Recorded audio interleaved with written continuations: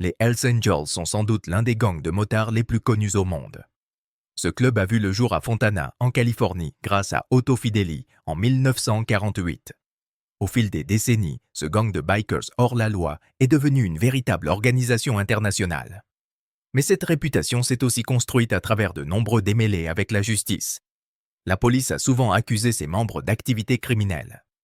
La majorité des Hells Angels sont des hommes blancs qui roulent sur les célèbres Harley Davidson. Chaque membre est connu sous un nom légal ou un surnom haut en couleur. L'admission dans le club est extrêmement stricte. Il faut passer par une longue et douloureuse phase de sélection et d'initiation. Et pour ceux qui décident de quitter le club, ils doivent rendre tous les insignes et vêtements marqués du nom ou du symbole du groupe, la fameuse tête de mort ailée. Certaines sections possèdent leur propre local, mais en général, les membres préfèrent se retrouver dans des bars, puis partir en balade ensemble vers des destinations récréatives. Malgré leur réputation de puissance, les Hells Angels ne sont pas au-dessus des lois. Beaucoup d'entre eux ont fini derrière les barreaux. Voici 10 membres du gang confrontés à la prison à vie. Et leur réaction. Numéro 1. Adam Lee Hall. Adam Lee Hall est considéré comme l'un des membres les plus violents des Hells Angels. En août 2011, il est accusé avec 2 autres hommes du meurtre de 3 personnes dans le comté de Berkshire. La principale victime, David Glasser, devait témoigner contre Hall. C'est à ce moment-là que David, son colocataire Edward Frampton et leur ami Robert Chadwell ont disparu. Tous 3 étaient originaires de Pittsfield. Pendant le procès, les procureurs ont révélé qu'Adam Hall occupait un poste haut placé dans le chapitre local des Hells Angels. Avec l'aide de David Shah de North Adams et de Kais Vass de Pittsfield, ils auraient enlevé les 3 victimes chez Frampton avant de les tuer. Leurs corps démembrés ont été retrouvés à Beckett environ 2 semaines après leur disparition. Les 3 accusés ont été jugés séparément. Hall a été reconnu coupable et condamné à 3 peines de prison à vie consécutives. Le juge Kinder a déclaré que cette affaire révélait une cruauté et un mépris pour la vie humaine au-delà de tout ce qu'il avait pu voir. Il a précisé que Hall s'en était violemment pris à Glasser, tandis que Frampton et Chadwell avaient simplement eu le malheur d'être là au mauvais moment. En plus des peines de prison à vie, 2 autres condamnations ont été prononcées. De 12 à 15 ans pour vol à main armée et de 8 à 10 ans pour enlèvement. Une peine à perpétuité pour homicide au premier degré est automatique et sans possibilité de libération conditionnelle. Le jury de la Cour supérieure a reconnu Hall coupable des 3 meurtres, ainsi que de 12 autres infractions, après 3 semaines de témoignage et 17 heures de délibération. Hall avait sciemment ciblé Glasser en raison de son handicap mental, le rendant plus vulnérable. Les familles des victimes ont déclaré que Hall méritait pleinement la sévérité de sa peine. Durant tout le procès et même lors du verdict, il n'a montré aucun signe de regret. Numéro 2. Neil Cantrill et son gang Neil Cantrill, biker de longue date, a mené un plan d'extorsion en 2016. Avec son fils Steven, âgé de 38 ans, et un autre membre des Hells Angels, Robert Lowry, ils ont tué un ancien associé. Chef du gang en Alberta, Neil a organisé avec ses complices l'enlèvement et l'agression d'un ancien partenaire originaire de Colombie-Britannique qui voulait sortir du trafic illégal de cannabis. Lors du procès, le juge Ward Branch de la Cour suprême de Colombie-Britannique a reconnu que Neil, âgé de 62 ans à l'époque, était bien à la tête du plan d'extorsion. Le juge a également affirmé que lui et ses complices méritaient une peine plus lourde. Tous 3 ont été condamnés en 2020 pour enlèvement, extorsion, vice de faits graves et usage de la force pour neutraliser une victime. La victime, Robert Hu, était un ancien partenaire de Cantrill depuis plus de 12 ans. En décembre 2014, il s'était rendu à Edmonton pour annoncer qu'il quittait l'affaire et avait proposé de céder le matériel de culture à Cantrill. Pendant plus d'1 an, plus aucun contact. Puis, en juillet 2016, Hu reçoit un appel de Neil pour organiser une rencontre.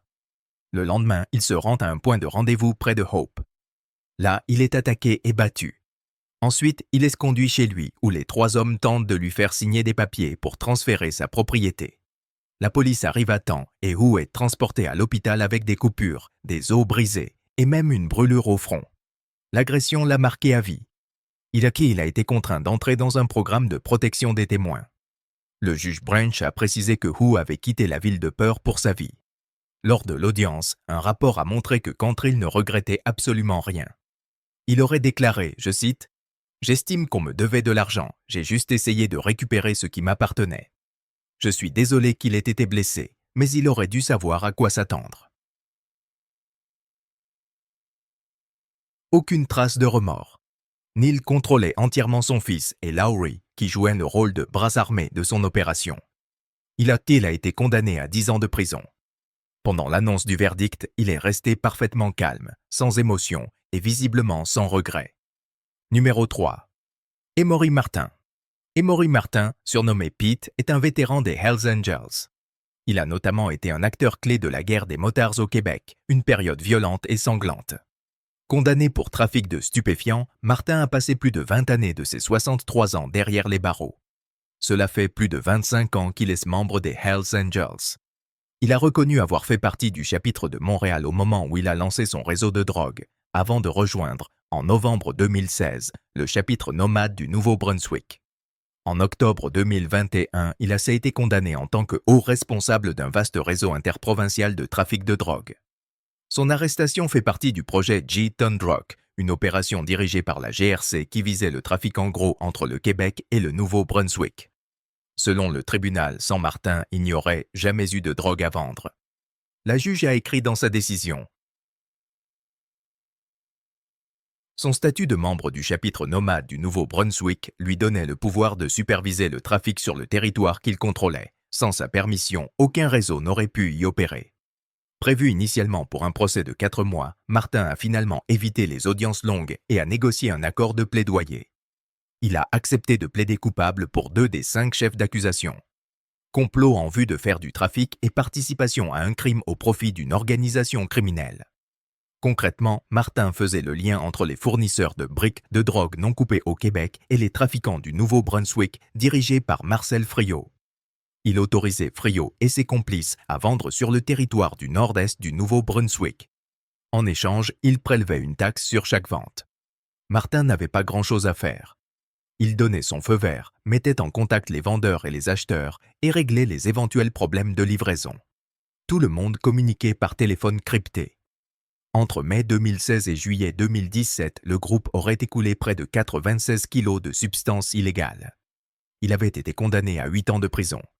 Mais à cause d'une agression qu'il a subie en détention, le juge Leblanc a réduit sa peine de 6 mois. Numéro 4. David Giles. David Giles était lui aussi un ancien des Hells Angels.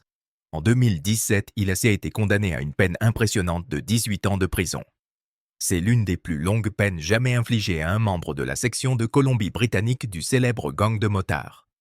Il a été reconnu coupable pour son rôle de meneur dans une tentative de contrebande d'une demi-tonne de drogue, remontant à près de 5 ans avant son procès. À l'époque, Giles avait 66 ans et était en mauvaise santé. Il avait du mal à respirer dans le box des accusés pendant que la juge lisait les raisons de la sentence. La juge Ross a déclaré: vu la nature de l'opération, la quantité impliquée, l'intention de poursuivre sur le long terme et les circonstances personnelles de M. Giles, la peine adéquate est de 18 ans. Elle lui a toutefois accordé presque 7 ans de crédit pour la détention préventive, ce qui l'a ramené à 11 ans et 1 mois à purger. Giles avait été reconnu coupable quelques mois plus tôt pour conspiration en vue d'importer une drogue illégale et pour trafic à des fins de distribution. Lui et son associé Kevin Van Kalkeren avaient négocié un deal en 2012 avec des policiers se faisant passer pour des fournisseurs sud-américains. Van Kalkeren avait lui aussi plaidé coupable le jour de son procès et avait écopé de 16 ans de prison. Les forces de l'ordre avaient mis des mois à négocier et réunir les preuves nécessaires pour arrêter les 2 hommes, qui avaient déjà versé un acompte de 4 millions de dollars et reçu 200 kilos de drogue livrée dans un entrepôt à Burnaby.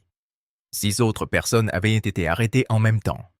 L'avocat de Giles, maître Paul Gill, avait plaidé pour une peine plus légère en raison de l'état critique de son client, atteint d'une grave maladie du foie et en attente de greffe. Il avait aussi affirmé que Van Kalkeren était le véritable chef de l'opération, que c'était lui qui avait financé l'affaire et mis Giles en contact avec les agents infiltrés. Mais la juge Ross n'a pas été convaincue. Elle a reconnu que la santé de Giles devait être prise en compte, mais a rejeté l'idée qu'il était un simple exécutant. Elle a déclaré que, dès qu'il avait rejoint la conspiration, Giles avait agi en tant que partenaire à part entière de Van Kalkeren et qu'il était traité comme tel. À l'époque des faits, Giles était vice-président du chapitre de Kelowna des Hells Angels. Il avait lui-même déclaré au tribunal que son objectif était d'atteindre 500 kilos tous les 3 mois. Pendant les audiences, il avait souvent fait référence à son marché, son plan de distribution et ses acheteurs. Le procureur Chris Greenwood avait recommandé une peine de 18 à 20 ans, soulignant que les enregistrements prouvaient clairement que Giles était un acteur majeur du trafic depuis des années. Numéro 5. Norm Cox et Rob Thomas. Norman Cox et Robert Leonard Thomas étaient des membres à part entière du chapitre de Kelowna des Hells Angels. En juin 2011, les deux hommes, accompagnés de 4 autres individus, ont ôté la vie à Dean Phillips. Phillips avait 51 ans au moment de sa mort. Cet homme n'avait qu'un seul objectif, tenter de régler pacifiquement un conflit impliquant ses 2 fils et 2 adolescents liés au milieu des Hells Angels. L'un de ses fils a d'ailleurs été témoin direct de l'agression. Thomas et Cox ont frappé Phillips à la tête à l'aide d'une batte de baseball et d'un marteau. Selon l'accusation, au moins l'un des participants aurait été motivé par ses liens avec le gang. Lors de sa plaidoirie finale, le procureur de la couronne, Joe Bellow, a affirmé que la colère des accusés envers Phillips avant l'attaque de juin 2011 était clairement démontrée par les faits. Cox et Thomas ont été condamnés chacun à 15 ans de prison pour la mort de Phillips. Après prise en compte de la détention préventive, leur peine a été réduite à 12 ans. Au moment de prononcer la sentence, la juge en chef adjointe de la Cour suprême de Colombie-Britannique a décrit les faits comme une attaque brutale et déterminée, menée avec des armes, contre un homme désarmé qui cherchait simplement à apaiser un conflit. Dans sa déclaration de victime, l'épouse de Phillips, Janine, a expliqué que le père de ses 3 enfants était une présence chaleureuse et que son absence avait laissé un vide immense dans leur famille. Elle a ajouté qu'il leur avait été arraché de manière violente et incompréhensible. Elle a également révélé qu'elle avait été victime d'une crise cardiaque en découvrant le corps de son mari à l'hôpital, méconnaissable. Selon ses mots, « C'est ce qui rend ce crime si absurde. Nous ne comprenons toujours pas comment ces gens sont entrés dans nos vies. » Phillips, accompagné de ses enfants Cody et Kathleen, avait été confronté à un groupe comprenant Cox et Thomas sur une route publique à l'extérieur de Kelowna.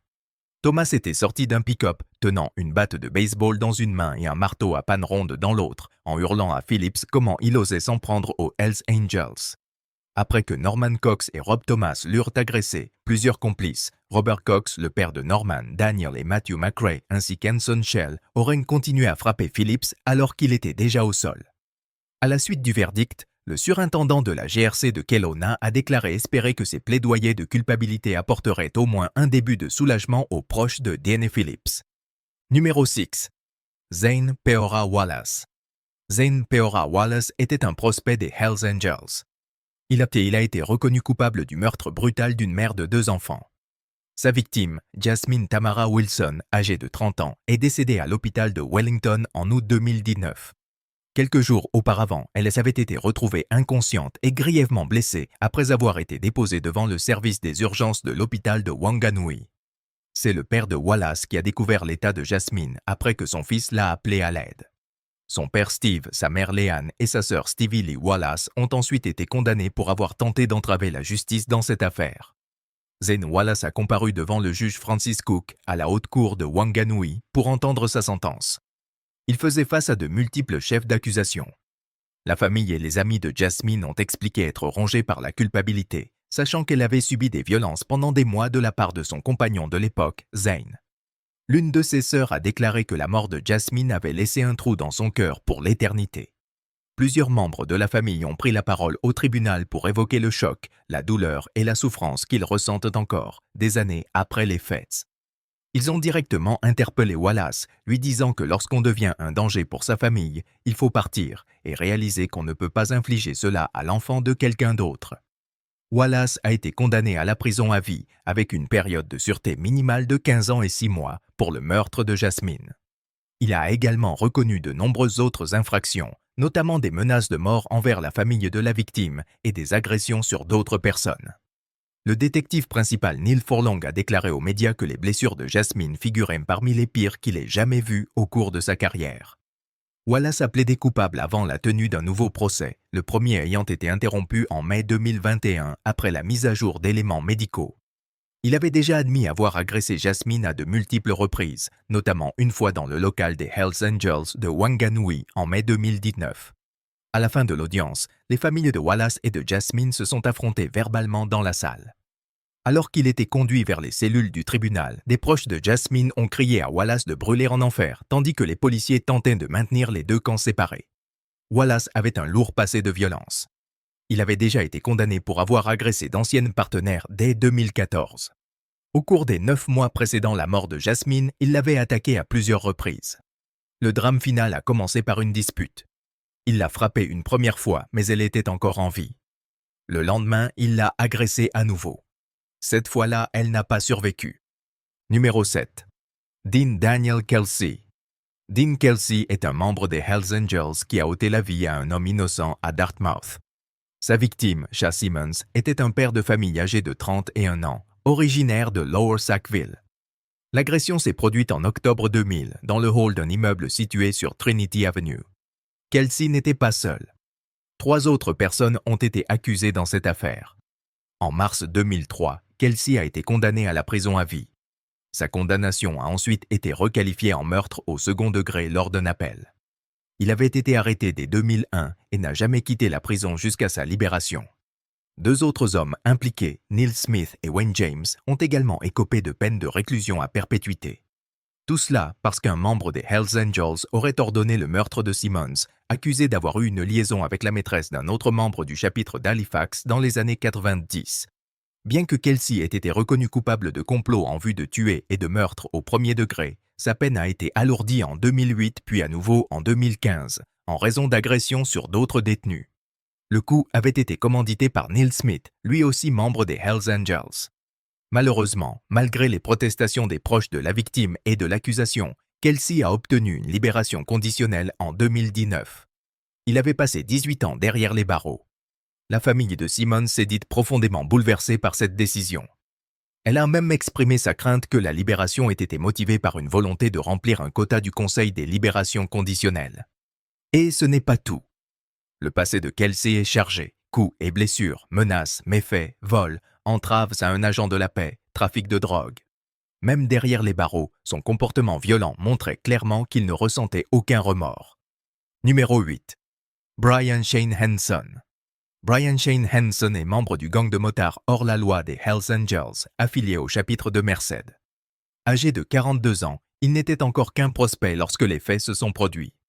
Début 2017, selon les documents du tribunal, Hanson aurait négocié un échange de drogue contre 20 armes à feu volées. Mais ce qu'il ne savait pas, c'est que l'acheteur était en réalité un agent infiltré du Bureau of Alcohol, Tobacco, Firearms and Explosives, le célèbre ATF. Pendant près d'une semaine, Hanson et son complice, Hussein El Reb, un membre confirmé des Hells Angels, ont discuté des termes de l'accord. Puis, ils ont effectué un trajet de 7 heures en voiture, de Merced jusqu'à Needles, en Californie, pour rencontrer l'agent infiltré. Une fois arrivé, Hanson a remis la drogue. En échange, il a reçu les armes, qu'il a placées dans le coffre de la voiture d'El Reb. À peine l'échange terminé, les forces de l'ordre sont intervenues pour les arrêter.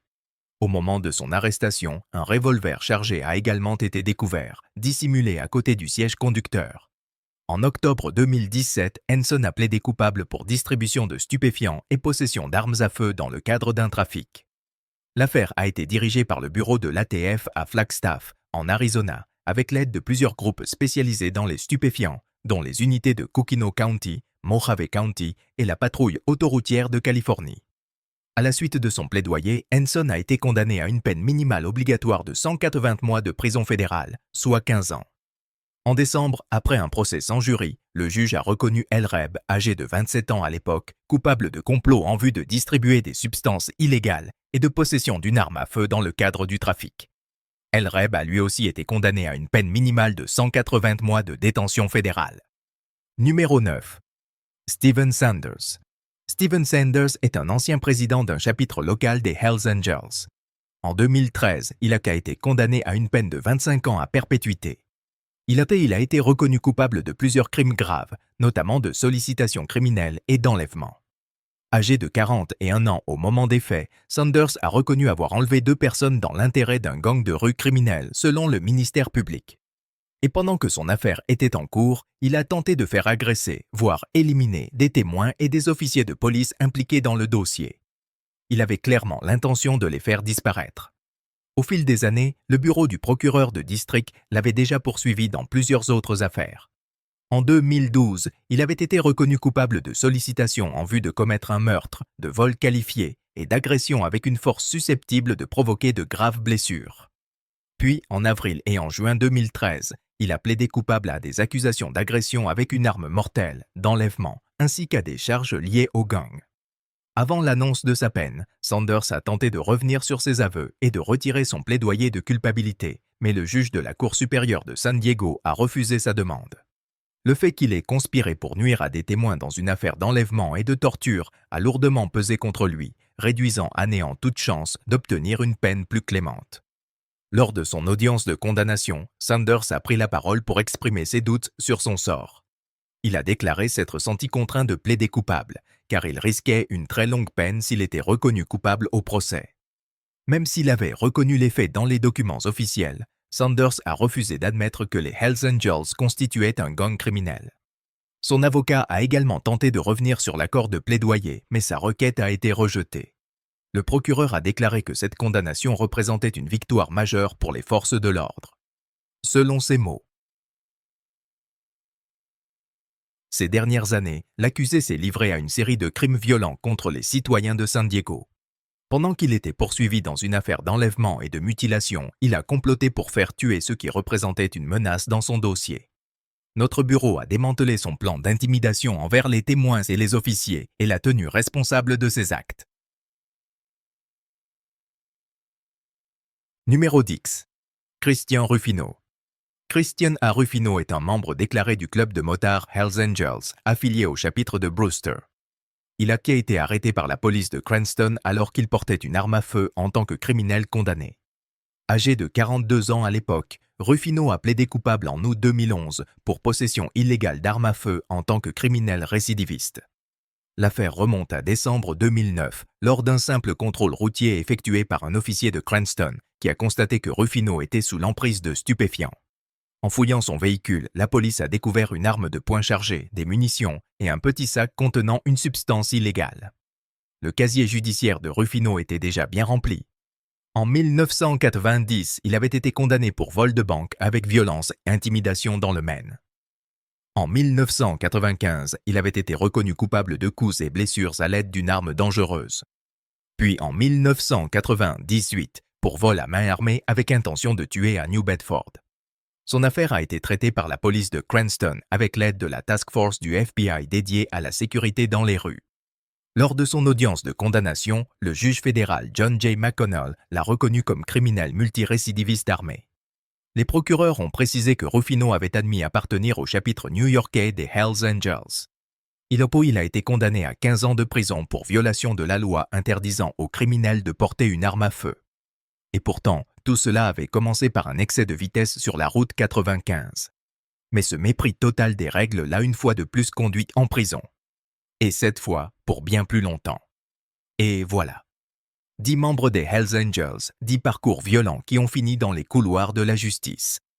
Qu'ils aient été meneurs, exécutants ou simples complices, tous ont laissé derrière eux des vies brisées et des familles détruites. Si cette série vous a interpellé, pensez à liker, partager ou commenter. Et surtout, abonnez-vous.